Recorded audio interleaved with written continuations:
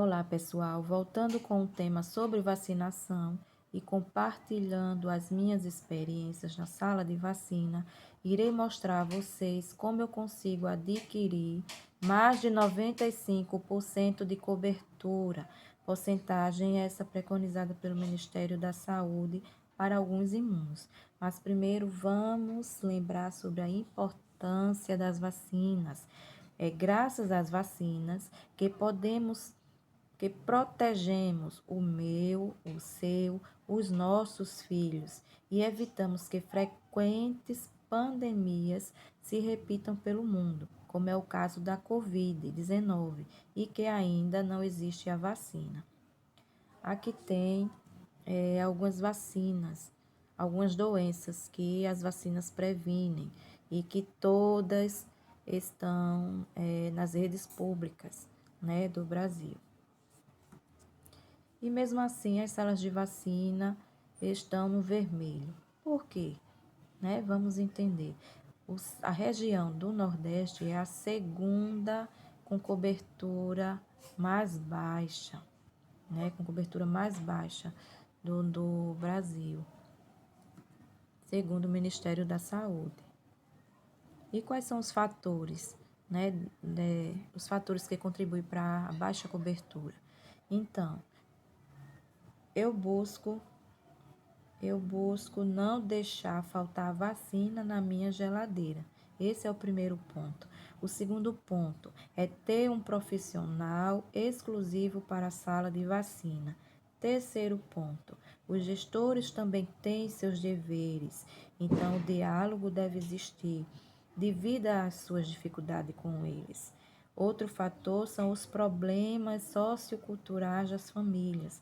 Então, colaboro com cada situação. Eu tenho mãe que cuida de acamado, eu tenho mãe de criança acamada, tenho mães analfabetas e por isso sentem dificuldade de realizar a leitura da caderneta de vacina e muitas outras situações. Outro fator que contribui para a baixa cobertura são as irregularidades de registro, que irei falar para vocês mais adiante.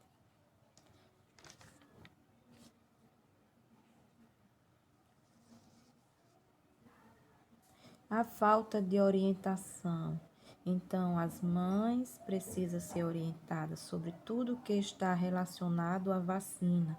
Nunca diga, a vacina não dói, a vacina não dá reação. Então, baseado nas minhas experiências do meu cotidiano, eu passei a estudar a minha cobertura no meu setor. Então, todo final do mês eu faço um levantamento. Então, se fosse hoje, o meu total de crianças de 0 a 5 anos seria 278.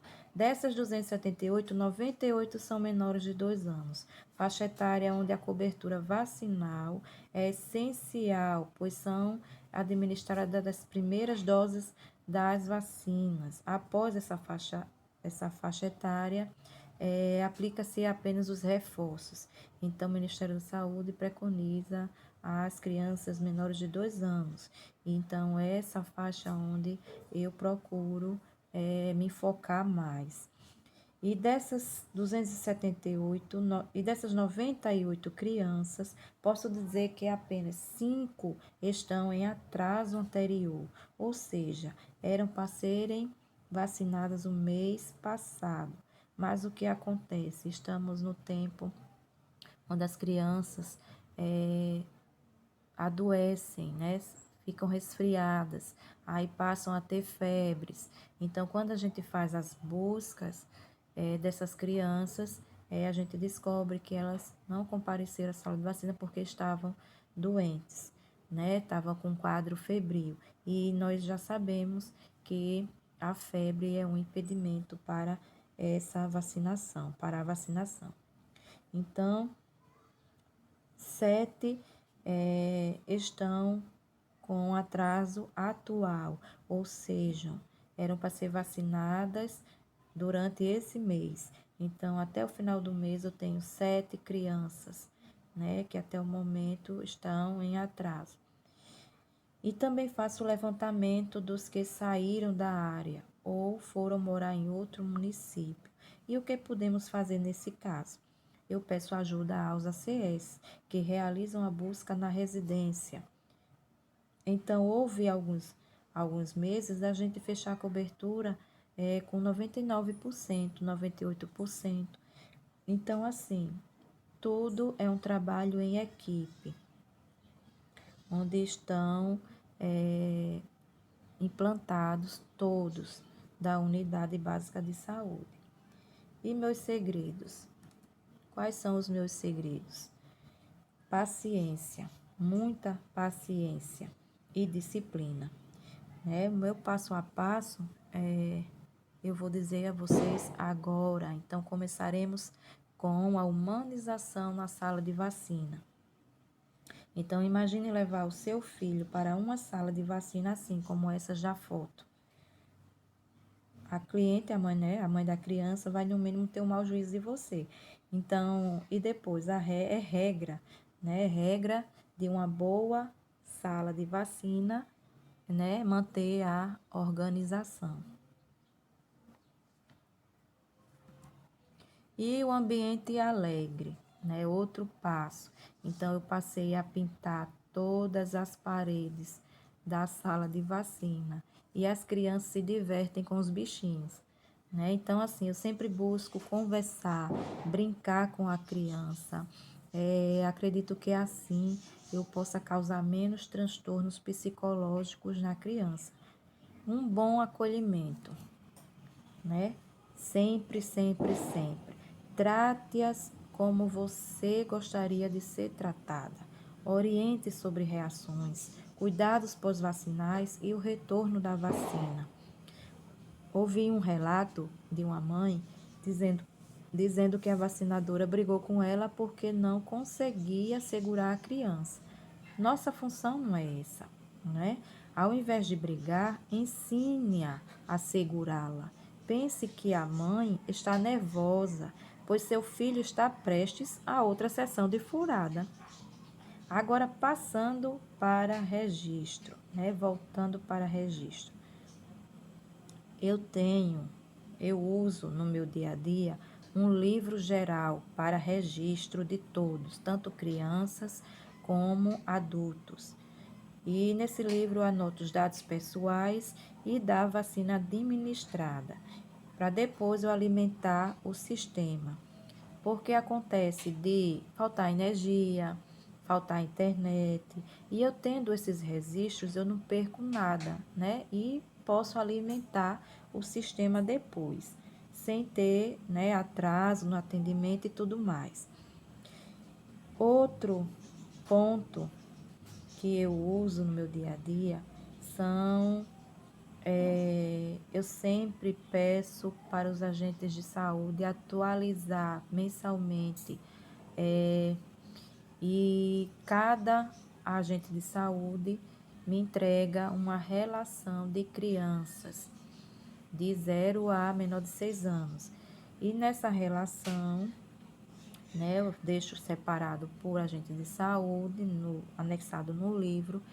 E nesta relação, nós podemos atualizar as crianças que saíram, foram para outra área ou para outro município. E também uso no meu dia a dia pastas sombras. As pastas sombras, que cada agente de saúde tem a sua pastinha de cor diferente, tudo organizadinho. E nestas pastas sombras eu coloco cópias, né? Cópias das páginas da caderneta de vacina 84 e 85, onde eu faço a cópia da caderneta da criança e aí fica mais visível de eu ver quem está em atraso, né? E vou atualizando cada vez que a criança vem tomar a sua vacina. E a parceria com toda a equipe é fundamental, não é? E os meus principais aliados são os agentes comunitários de saúde, né? Onde eles fazem a busca ativa, né? Eu aciono eles, digo, tal criança está em atraso, aí então eles é, vão fazer as buscas. Através deles também eu realizo o monitoramento dos cartões durante o peso do Bolsa Família, não é? Eles me acompanham até as residências, durante, né, as buscas ativas daquelas mães que estão em atraso vacinal tardio, ou seja, quando eles vão fazer pela primeira, segunda, terceira vez as buscas e a mãe não retorna à sala de vacina, então a gente vai até eles para aplicar a vacina dessa criança. E isso é muito raro, graças a Deus, hoje em dia isso é muito raro acontecer. E outros aliados que eu busco é a enfermeira na puericultura e o médico, onde eu passei a exigir as cadernetas de vacina deles, tanto das crianças como dos adultos, durante as consultas. Então, na pré-consulta, eu monitoro essas cadernetas também. E outra ação muito importante que eu atuei foi a visita, né, a uma escola em 2018. A gente analisou as cópias das cadernetas nas matrículas dessas crianças e constatamos que precisavam serem atualizadas. Então, comparando com a original, notamos que havia um número muito grande de crianças que faltavam tomar a segunda dose da varicela, um reforço da vacina que era aplicado nas crianças de 4 a 6 anos e que tinha acabado de ser implantado no calendário da criança e que as mães não tinham conhecimento. Então, foi muito importante essa visita que passamos a fazer o chamamento dessas mães, não só da nossa área, mas também de outras áreas vizinhas. E, por fim, as instituições que eu acredito que seriam muito importante de fazermos buscas das vacinas, seriam os asilos e as creches. Eu acredito que muitos que residem nessas instituições, muitos deles não têm cartões de vacina e muito menos, né, estão atualizados. E por fim, dedicação, foco e muita paciência, podemos sim alcançar uma meta vacinal. Eu acredito e faço isso valer, com muito trabalho e em equipe. Aqui são os modelos das pastas que eu falei anteriormente e ao lado tem a cópia, né, da caderneta da vacina, da página 84 e 85, e que eu utilizo, né, para ficar nessas pastinhas com as cópias das cadernetas das crianças, onde cada uma que vem a tomar a vacina, eu atualizo nessas pastas. Então é isso, pessoal. Espero que tenham gostado e até a próxima.